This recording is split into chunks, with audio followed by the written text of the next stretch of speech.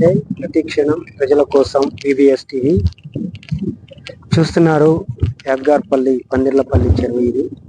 ఇక్కడ సుమారుగా ప్రభుత్వ అధికారుల లెక్కల ప్రకారం 712 ఎకరాల వరకు ఈ యొక్క చెరువు విస్తీర్ణత.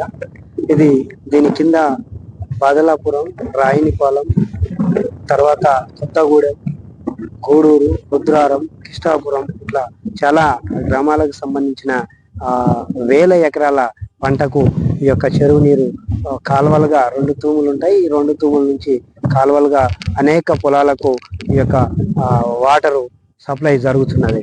అయితే ఇక్కడ దీనిని అంతేకాదు ఒక సుమారుగా 250 కుటుంబాలు బెస్తా ఉత్తరాసి కులాలకు సంబంధించిన వాళ్ళు కూడా ఈ యొక్క చెరువులో చేపలు పోసుకొని వారి జీవనం సాగిస్తున్న పరిస్థితి. దీనికి మరి అలాంటి పరిస్థితులు ఉన్నటువంటి ఈ యొక్క చెరువులో ఈ కొంతకాలం నుండి గత కొన్ని సంవత్సరాల నుండి కూడా అనేక మంది చెరువు నీరు తగ్గుముఖం పట్టగానే ఎకరాల కొద్దిగా ఆక్రమణకు గురి చేయటం, చెరువు సిక్కం భూమి దాన్ని అధికారులతో రాజకీయ నాయకుల ప్రోద్బలంతో ఎకరం 2 ఎకరాల చొప్పున అనేక మంది ఈ పట్టాలు చేయించుకొని లాస్ట్కు ఒకళ్ళకు 10 ఎకరాలు 15 ఎకరాల భూమిని ఆక్రమించుకున్న పరిస్థితి చూస్తున్నాం.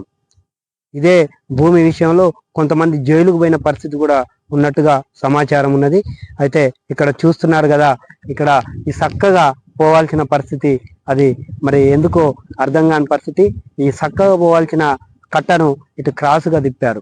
అలాగే విధంగా అక్కడ చూస్తున్నాం, తర్వాత చూపిస్తాం దాన్ని. అక్కడ కూడా అదే పరిస్థితి, అక్కడ కొంతమంది పొలాలు ఆక్రమించిన పరిస్థితి ఉన్నది. మరి దీనిపై అధికారులు మరి నిమ్మకు నీరెత్తినట్టు చూస్తున్న పరిస్థితి. ఏది ఏమైనా మరి ఎంతో మరి ఈ యొక్క చెరువుకు ఎంతో మంది మరి ఆధారపడి ఎన్నో వేల కుటుంబాలు, వేల ఎకరాల పంట పొలానికి సంబంధించినటువంటి ఈ యొక్క నీటి సప్లైకి సరఫరా ఉండే అటువంటిది చూస్తున్నాం ఈ పందిర్లపల్లి చెరువు.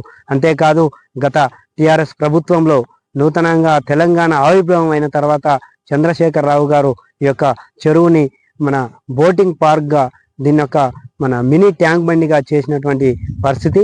దీని 10 ఏళ్ళైనా ఇంతవరకు పూర్తి కాని పరిస్థితి. కొన్ని వేల కోట్ల రూపాయల ఖర్చు చేసి నిమ్మకు నీరెత్తినట్టుగా కాంట్రాక్టర్లు పనిచేస్తున్నట్టు పరిస్థితి. కాంట్రాక్టర్ కూడా గత పాలకులు ఏదైతే చెప్తారో, గత పాలకులు కావచ్చు, ఇప్పటి పాలకులు కావచ్చు, పాలకుల కనుసైగల్లోనే అధికారులు చేస్తున్నారు, పాలకులు చేపిస్తున్నారు. కాంట్రాక్టర్లు కూడా అదే పరిస్థితి. ఎంతగా తక్కువగా చేసుకొని వెళ్ళిపోతే ఆ బిల్లు ఎక్కువగా వస్తుందనే ఆశ కాంట్రాక్టర్కు ఉన్నప్పటికీ అధికారులకు మరి లంచాల మత్తులో పడి అధికారులు కూడా అదే పరిస్థితి చేస్తున్నట్టుగా అర్థమవుతున్నది. దానికి ఉదాహరణే ఈ యొక్క ఆక్రమణకు గురైన పంట పొలాల ఆక్రమణకు గురైనటువంటి ఇక్కడ చూస్తున్నాం, సోద్యం చూస్తున్నాం. అంతేకాదు ఇంకా ఈ యొక్క మరి ఇక్కడ చెరువు శిఖానికి సంబంధించి కానీ మరి నిన్న కొంతమంది రాజకీయ నాయకులు మరి CPM పార్టీకి సంబంధించిన వాళ్ళు చెప్పినారు, 114 సర్వే నెంబర్లో 118 సర్వే నెంబర్లోనే 200 నుంచి 300 ఎకరాలకు సంబంధించిన భూమి. మరి ఈ భూమి అన్యాక్రాంతంగా ఆక్రమణకు గురైతే మరి IB అధికారులు మరి ఏం చేస్తున్నట్టు? అసలు అధికారులు మరి ఉద్యోగం ప్రభుత్వం ఇస్తున్న డబ్బు తీసుకోవడానికైనా మరి ఈ ఆక్రమణకు గురైన మరి ఈ యొక్క చెర్లను కాపాడడానికి కాదా అని ఈ సందర్భంగా మేము ప్రశ్నిస్తున్నాం అధికారులని.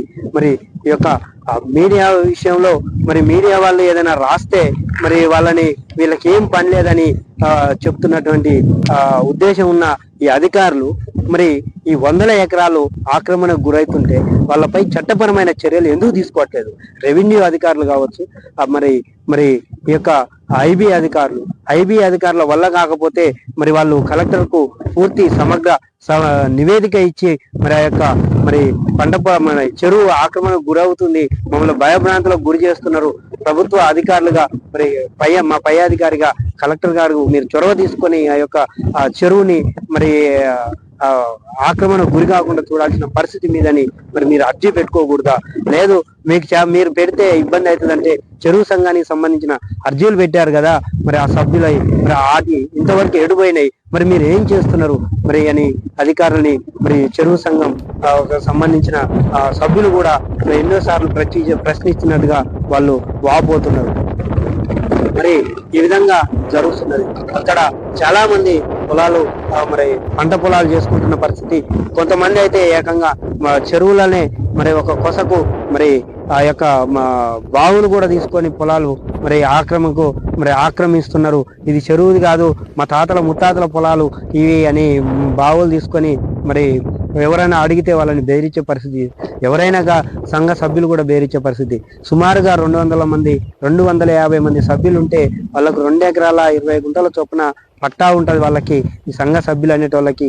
మరి ఆ లెక్కన చూసుకున్న 550 ఎకరాలు, మరి ఈ 550 ఎకరాలు ఇక్కడ ఉన్నదా అని మరి ఆలోచన చేయాల్సిన పరిస్థితి అధికారులకు లేదా అని ఈ సందర్భంగా VBS టీవీ అధికారులను ప్రశ్నిస్తుంది. చూస్తూనే ఉండండి VBS టీవీ.